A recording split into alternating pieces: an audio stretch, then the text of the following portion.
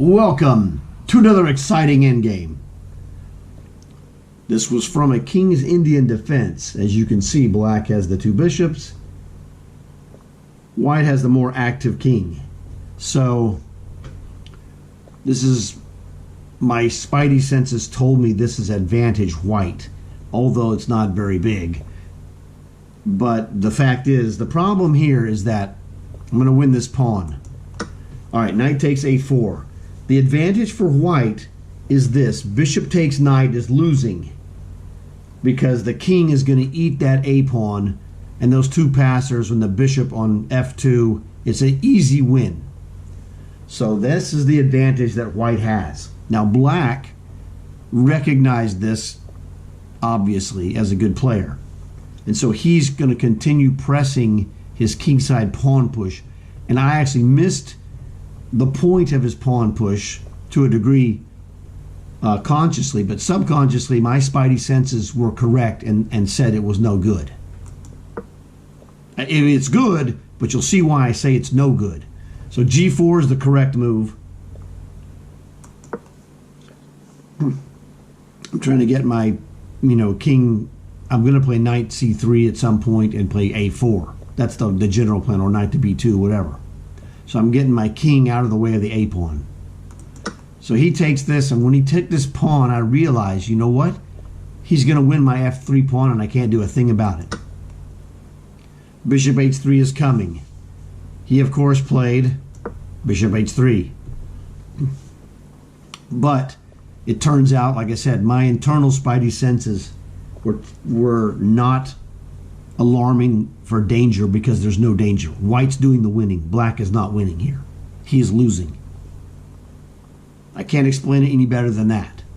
What's going to happen? I cannot stop him from taking on f3. But what I can do is find a way to prevent him from taking e4. So, king c3 and king d3. Which isn't great, but that does the job. And that's when I realized, it came to me that that's mediocre. This is the squasher. This move wins the game. There's nothing he could do. He's going to take my f-pawn. I can't stop it. But guess what? That bishop can't do jack diddly squat from this point forward. It's going to cost him a bishop. My a-pawn and b-pawn roller is going to cost him a bishop. b5. Crunch. He sees it. He takes it. Then I uncork the shocker move. a5. What happens is, if you look at a takes b5, we'll look at this briefly. He has a chance, or more of a chance, because he can get back to c8. All right, and then it becomes, he's going to play bishop to b7, and it's very difficult to get his king out, especially in a blitz game. So this is where you have to recognize the crusher, a5. The shock value alone caused him to fold. Now he still needs to play bishop to g4, a6, bishop to c8, a7, bishop to b7, and then knight takes b5. When he's got 4 against 4, but my pawn is much bigger and better. And after knight to c7, I'm just going to win his bishop outright. There's nothing he could do. But the shock value of a5 forced this, caused him, not forced him, but caused him to play this under pressure.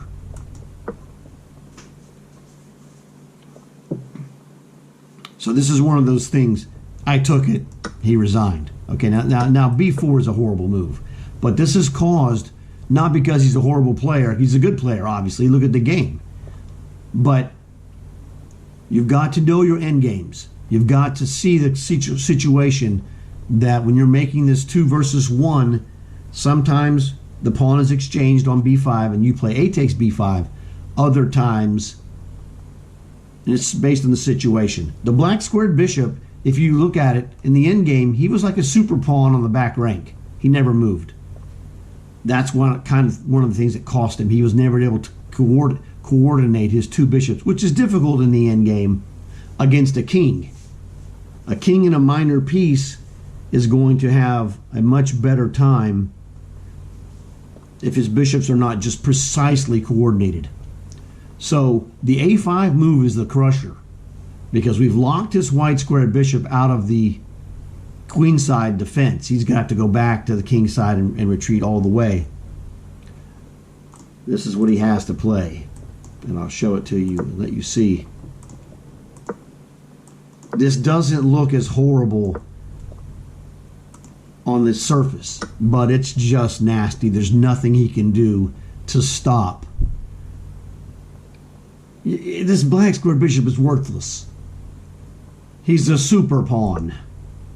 The problem is he can only fight this black square bishop who's dominating the position shockingly from f2. This costs him a bishop. Now granted, he's dominating this knight temporarily. Okay, well, whatever.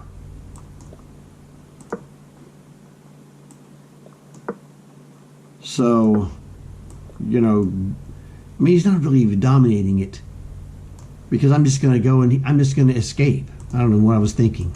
I just check him because my bishop owns the square. So I actually would go back. I don't have to move my king. What a waste of time. Just move the knight. What are you going to do? Now this knight blocks him out of the light squares. And the problem he's going to be facing at some point is he's going to get a 2 or 3 versus, he's going to get a 2 versus 1 or a 3 versus 2 on this d6 pawn. You know, for example, we're going to shuffle these guys around just for the heck of it. All right, he can't do anything. There's nothing he could do. As soon as he takes bishop takes knight, it's over with bishop takes bishop. It's just absolutely over. But just for... Oh man, that's worse. Okay, let's just do, because what happens is going to be this bishop can get to b4 and knight on c4. It's going to be 3 versus 2, best case scenario. So, like I said, this pawn push cost him a bishop. There's nothing he could do. All right, yeah, he gets there. I move in. Pretty much, this is the end of the black game. Okay. Because yes, he does dominate the bishop, but the bishop dominates my knight. But knight b6, and you know he is just screwed because his king cannot make progress. You know, it all looks good until we hit him with this move, and at this point, the black game is completely dust. There's nothing he could do. There's no grandmaster that can save you. There's just nothing left. The white king moves in on the white squares. You know, as my dad would say, oh, you have a black square bishop? I just stay on the white squares, so what? So, my dad's ultimate bishop endgame lesson was stay on the opposite color of the enemy bishop. Man, was that a good lesson or what? So, you see what happens is that this is a killer endgame. And what made it a killer endgame was recognizing the way to win, which was knight to c3. That was the killer move. Knight to c3 just locks the bishop out of meaningful defense. He gets back, but like I said, the a pawn, a5, exclamation. It's just a crushing move. So this is the thing when good players tell you, study your endgames. Now, it's boring to go and just look at endgames to study, okay?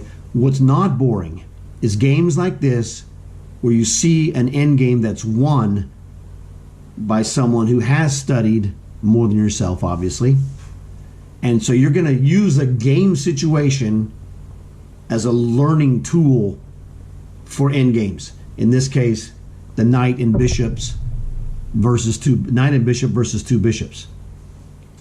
You know, with the pawns on both sides being pushed forward. So this was a tremendous lesson to learn of what is and is not important.